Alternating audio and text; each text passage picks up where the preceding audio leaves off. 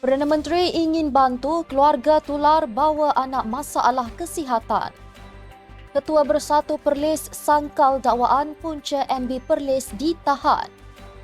Datuk Jasri dakwa 5 adun lantikan Pahang tidak berfungsi. Hadi Awang yakin RUU 355 dapat majoriti mudah di Parlimen. Khalid sedarkan PAS kurangkan kempen politik ekstremisme. DAP minta PN tumpu semak imbang bukan petisyen pilihan raya.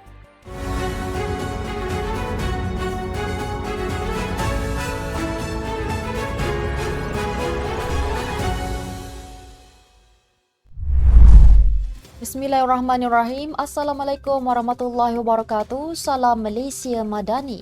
Bersama saya Mirakilah dalam Netstab News edisi petang 21 Mei 2024 bersamaan 12 Zulkaedah 1445 Hijrah.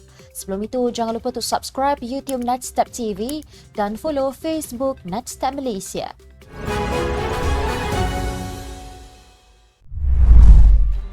Orang ramai diminta untuk tampil memberikan maklumat mengenai pasangan suami isteri yang tular menaiki motosikal bersama anak kecil. Setiausaha Politik Perdana Menteri Farhan Fauzi memaklumkan perkara tersebut telah mendapat perhatian Perdana Menteri Datuk Seri Anwar Ibrahim yang berhasrat membantu keluarga berkenaan. Menerusi kenyataan beliau di Facebook, hal ini telah mendapat perhatian yang amat berhormat Perdana Menteri dan insya-Allah akan membantu keluarga ini dalam menambah baik kehidupan seharian mereka. Dalam sekeping gambar itu, kelihatan kanak-kanak berkenaan mengalami masalah kesihatan apabila memakai tiub yang disambungkan dari beg galas ibunya. Menjengah di ruangan komen, warganet turut berkongsi maklumat mengenai pasangan berkenaan yang didakwa berasal dari Kuala Kedah dan suaminya adalah seorang nelayan. Ketua Bersatu Perlis Abu Bakar Hamzah menyangkal dakwaan yang tular di media sosial bahawa beliau adalah dalang dalam siasatan SPRM terhadap Menteri Besar Muhammad Shukri Ramli serta anaknya baru-baru ini. Abu Bakar sebaliknya berkata PN Perlis yang ditunjangi PAS dan Bersatu sememangnya mempunyai hubungan yang baik dengan pentadbiran kerajaan negeri dan tiada sengketa antara mereka. Katanya yang dipetik Berita Harian, pandangan dan percanggahan pendapat yang ada tidak menggambarkan Bersatu, tidak serasi, sebaliknya ia hanyalah pandangan peribadi semata-mata. Abu Bakar yang juga adun Kuala Perlis sebelum itu mengetuai 5 wakil rakyat termasuk 3 exco Perlis dari Bersatu menandatangani arahan bertulis yang berupa surat aku janji taat setia kepada parti itu. Bulan lalu SPRM dilaporkan menahan reman anak Menteri Besar terbabit dan 5 yang lain bagi membantu siasatan berhubung kes mengemukakan dokumen palsu bagi membuat tuntutan bernilai RM600,000 sejak 2022. Bagaimanapun, penelitian mendapati projek yang didakwa itu tidak dilaksanakan. Ia melibatkan projek kerja-kerja penyelenggaraan, pembaikan, pembekalan dan perkhidmatan dari 2022 hingga kini. SPRM juga menahan Muhammad Shukri ketika beliau hadir di Ibu Pejabat Agensi Anti Rasuah berkenaan di Putrajaya pada 30 April bagi memberi keterangan kepada penyiasat. Muhammad Shukri yang juga Pesuruhjaya PAS Perlis kemudian dibebaskan pada hari yang sama selepas penyiasat selesai merakam kenyataannya. Badan Pencegah Rasuah itu dilaporkan sedang menyiasat Muhammad Shukri atas dakwaan salah guna kuasa. Pelantikan 5 ahli Dewan Undangan Negeri adun lantikan di Pahang didakwa tidak berfungsi tetapi hanya wayang semata-mata. Adun Kuala Sentul Datuk Jasri Jamaluddin mendakwa lantikan tersebut tidak berasaskan kepentingan rakyat kerana mereka tidak dapat memberikan perkhidmatan kerana tidak mempunyai kawasan rasmi.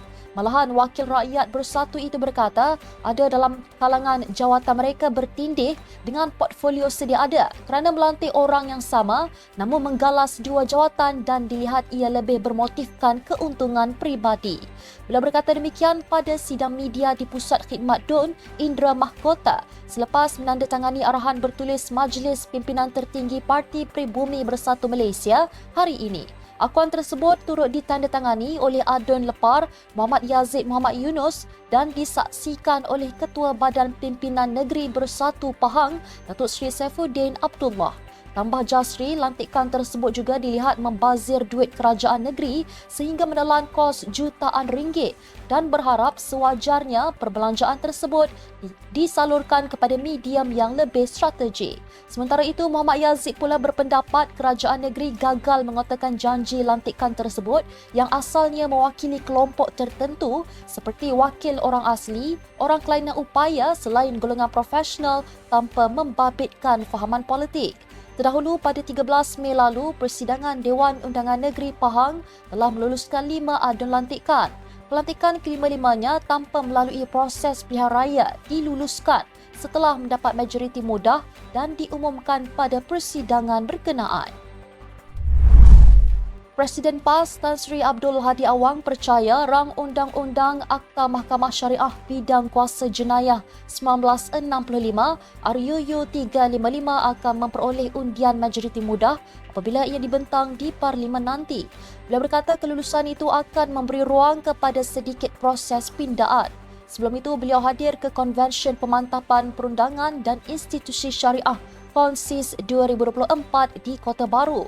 Sinar Harian pada 18 Februari lalu melaporkan sesi libat urus mengenai rang Undang-Undang Akta Mahkamah Syariah Bidang Kuasa Jenayah 1965 RUU 355 kini di peringkat akhir dan laporannya akan dibawa ke Kabinet sebelum dijangka dibentangkan di Parlimen tahun ini.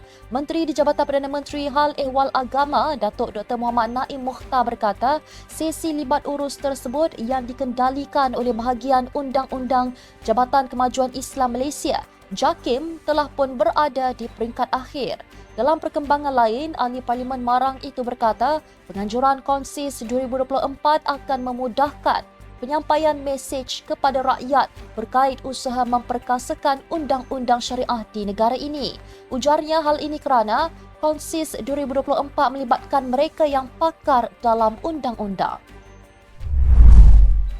Amanah Wilayah Persekutuan menerima baik pendirian PAS yang turut membela Ahli Parlimen Seputih Teresa Kok yang diugut baru-baru ini. Namun pengerusi Parti Amanah Negara Wilayah Persekutuan, Khalid Abdul Samad berkata, PAS juga perlu menyedari kempen politik yang dibawa mereka turut menyumbang kepada bertambahnya kecenderungan terhadap tindakan ekstremisme.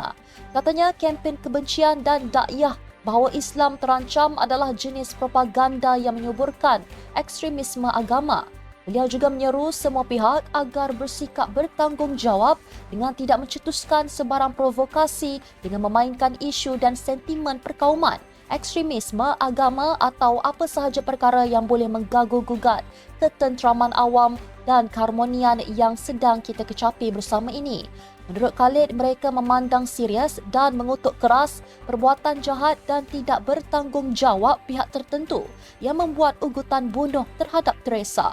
Selain itu, katanya rentetan beberapa siri kejadian yang berlaku sejak minggu lepas, terutamanya serangan di Balai Polis Ulu Tiram, Johor dan cubaan menceroboh Istana Negara dengan bersenjatakan parang beberapa hari lalu, Amanah Wilayah Persekutuan bimbang dengan suasana perkauman dan perbalahan agama yang semakin meruncing hasil dari golongan yang memainkan isu-isu perkauman atau fahaman agama sempit dan melampau. Seorang pemimpin DAP menasihatkan Perikatan Nasional memfokuskan tugas sebagai pembangkang dengan memainkan peranan semak dan imbang berbanding menumpukan masa kepada menfalkan petisyen PRK Kuala Kubu Baru. Mengakui hak mana-mana parti membawa perkara itu ke mahkamah, Setiausaha DAP Selangor Eng Zihan bagaimanapun berpendapat PN seharusnya mula bekerja sama seperti pemenang pilihan raya itu Pang Sok Tau. Beliau berkata kepada FMT agak terkejut Ketua Pembangkang DUN Azmin Ali yang sangat berpengalaman dalam politik dan pentadbiran kerajaan mengambil langkah sedemikian iaitu mencari bukti untuk fail petisyen PRK Kuala Kubu Baru.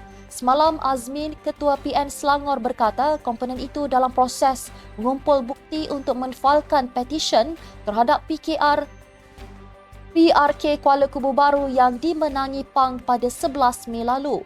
Beliau yang juga pengarah pilihan raya PN PRK Kuala Kubu Baru dipetik berkata usaha itu membabitkan 16 ketua pusat daerah mengundi yang akan mengemukakan hasil dapatan kepada peguam.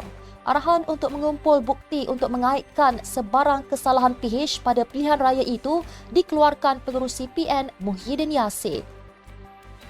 Sekian untuk edisi petang ini. Ikuti perkembangan semasa isu-isu panas politik Malaysia setiap hari hanya di Netstep News. Jangan lupa untuk follow Facebook Netstep Malaysia dan subscribe YouTube Netstep TV. Netstep Malaysia menjangkau informasi, mengorak inspirasi. Saya Mira Kila, Assalamualaikum dan salam sejahtera.